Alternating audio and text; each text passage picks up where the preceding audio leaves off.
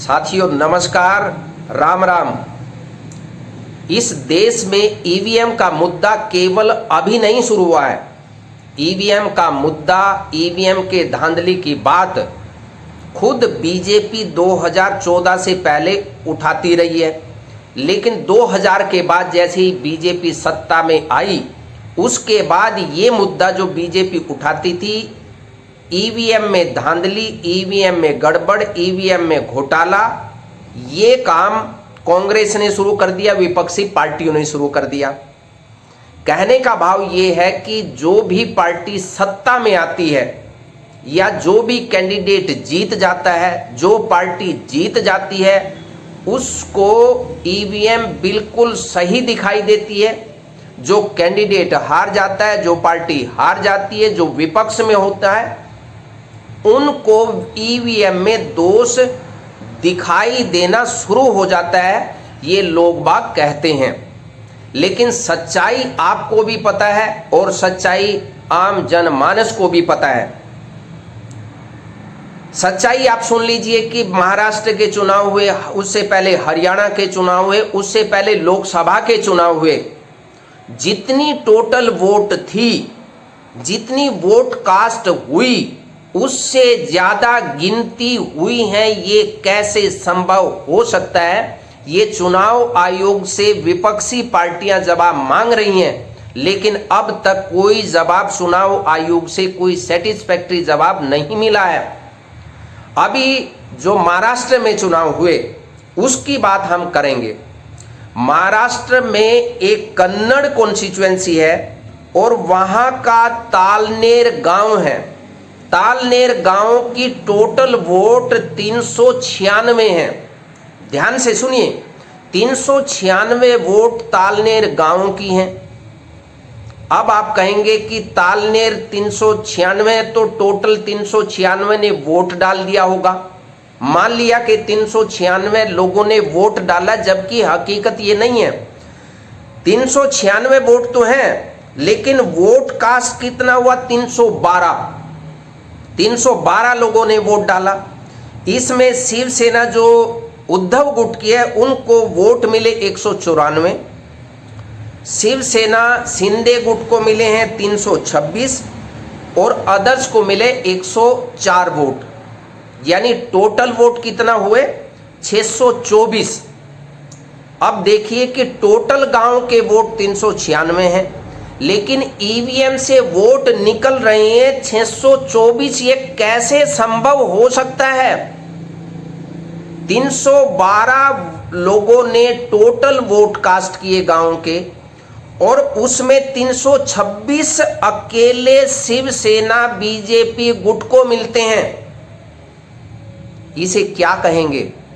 इसे ईमानदारी से चुनाव कहेंगे, इसे धांधली कहेंगे, इसे ईवीएम में गड़बड़ कहेंगे, इसे क्या कहेंगे भाई साहब? इस पर आवाज उठाना बनता है कि नहीं बनता? आप बताइए। अब जो बीजेपी के साथी हैं वो तो कहेंगे कि कुछ नहीं, अब रोने के बहाने ढूंढिए और 5 साल रोते चले जाइए। लेकिन अगर इस प्रकार की धांधली आपके सामने भी आती है, आप अपनी अंतरात्मा से कहिए कि क्या इसकी जांच नहीं होनी चाहिए? क्या चुनाव आयोग को इस पर सामने आकर के स्पष्टीकरण नहीं देना चाहिए कि इतनी वोट कैसे निकल गई जब ईवीएम बिल्कुल सही है? तो अब दूसरा उदाहरण ले लीजिए, करड़ गांव में 514 वोट कास्ट हुए।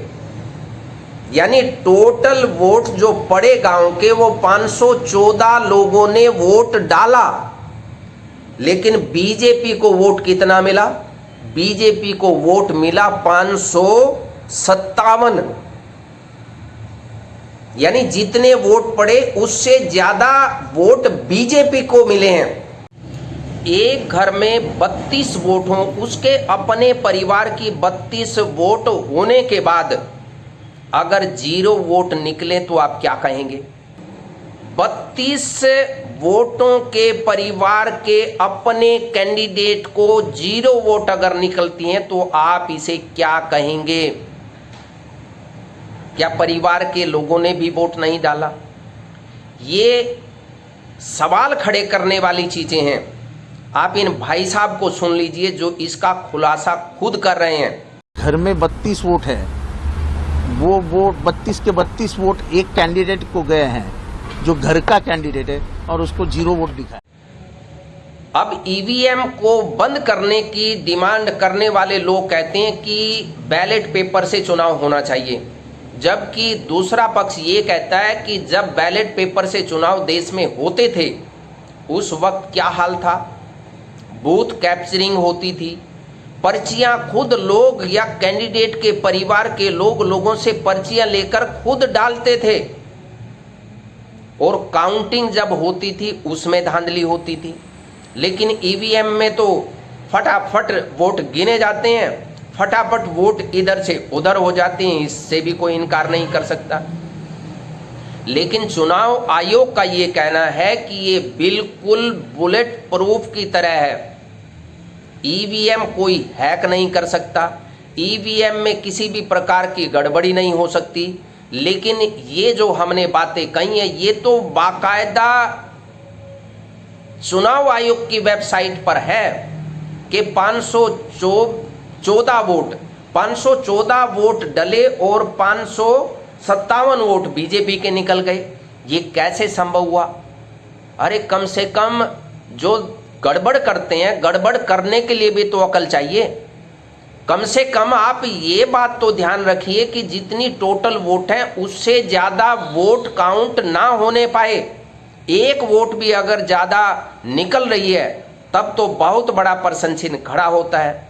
और टोटल जितनी भी वोट डली हैं पूरे प्रदेश में, अगर उससे ज़्यादा वोट काउंट हो रही हैं तो इसका मतलब ये है कि सीधे तौर पर धांधली की गई है।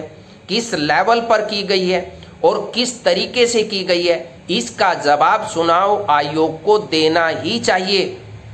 अगर चुनाव आयोग लोगों को सेटिस्फाई नहीं करता है तब तो इस पर बहुत बड़ा प्रश्न चिन्ह खड़ा हो जाएगा। अब इंडिया टुडे ग्रुप ने एक स्टिंग ऑपरेशन किया है, जो विदेश में बैठे हुए जो एक्सपर्ट थे, जो हैकर थे, विदेश में बैठे हुए हैकर से जब एक मीडिया हाउस ने संपर्क करके ईवीएम को हैक करने की बात कही तो उसने 54 करोड़ रुपए लेकर के ईवीएम को हैक करने की बात मानी है कि हम ईवीएम को हैक कर सकते हैं। अब उनके खिलाफ एफआईआर दर्ज हो गई है।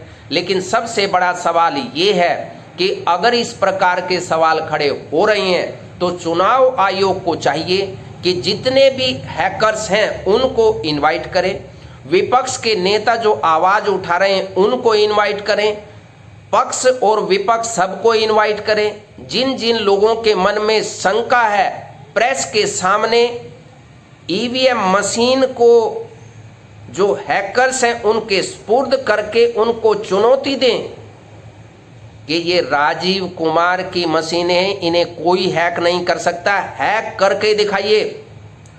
अगर वो हैक नहीं होती हैं तब ये सदा सदा के लिए जो आवाज़ उठ रही है कि ईवीएम हैक हो सकती है, ईवीएम में गड़बड़ हो सकती है, उन पर प्रश्न चिन्ह उठाना बंद हो जाएगा। ये बिल्कुल साफ सुथरी मशीनें हर व्यक्ति के जहन में हो जाएंगी कि हैकर्स ने अपना पूरा दम लगा लिया लेकिन वो हैक नहीं कर पाए हैं। चुनाव आयोग क्यों डर रहा है? राजीव कुमार तो ईमानदार व्यक्ति हैं। राजीव कुमार की जो ईवीएम मशीन है वो बिल्कुल साफ सुथरी है, उसमें किसी भी प्रकार की धांधली नहीं हो सकती। फिर चुनौती को स्वीकार करने में क्या बुराई है? लोगों का शक दूर करने में क्या बुराई है? जो हैकर्स हैं कि हम मशीन को हैक कर सकते हैं, चुनाव के परिणामों को प्रभावित कर सकते हैं, सरकारें बनवा सकते हैं, सरकारें बनी हुई को हटवा सकते हैं, तब फिर ये चुनौती तो स्वीकार करनी ही चाहिए। लोगों के मन में जो शंका उसे दूर करना ही चाहिए। हैकर्स को बुला करके जो कहते हैं, चाहे वो देश के साइंटिस्ट हैं, चाहे वो हैकर हैं, चाहे वो विदेश में बैठे हुए लोग हैं, उन सब को बुला करके मीडिया के सामने, देश की जनता के सामने बिल्कुल लाइव करके इसका प्रूफ बिल्कुल सार्वजनिक कर देना चाहिए। अगर हैकर्स मशीन को हैक कर देते हैं तब इस व्यवस्था को बदलने पर चिंतन मंथन करने की ज़रूरत है। अदरवाइज ये जो सवाल खड़े होते हैं इन पर विराम लगना ही चाहिए। लेकिन विराम लगेगा कैसे? जितनी वोट डली हैं उससे ज़्यादा मशीन से निकल रही हैं।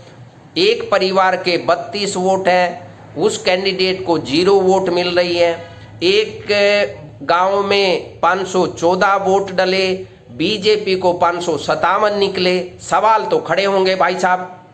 अब आप कुछ भी कहें, कुछ कहें या ना कहें, लेकिन सवाल तो जहां वाजिब है वो खड़ा करना बनता है। इसलिए हम चाहते हैं कि साफ सुथरे चुनाव हों। कोई भी जीते कोई भी हारे उससे कोई फर्क नहीं है, लेकिन जो लोग वोट करने जाते हैं उन वोटों की कंसीडरेशन होनी चाहिए। लोग जिस सरकार को बनाना चाहिए वो बने, जिस पार्टी को लाना चाहिए वो पार्टी आए, और जिस पार्टी को बाहर सत्ता से निकालना चाहे देश की जनता उसे निकाल फेंके। बहुत बहुत धन्यवाद। नमस्कार, जय हिंद। नवनिर्माण पार्टी आपके मंगलमय जीवन की कामना करती है और कामना करती है कि भारत का लोकतंत्र मजबूत हो और लोगों का जो वोट है जहां वो डालना चाहते हैं उन्हीं पर जाए। जितने वोट डले उतने ही गिनती में आए और बिल्कुल साफ सुथरा चुनाव हो। बहुत बहुत धन्यवाद। नमस्कार।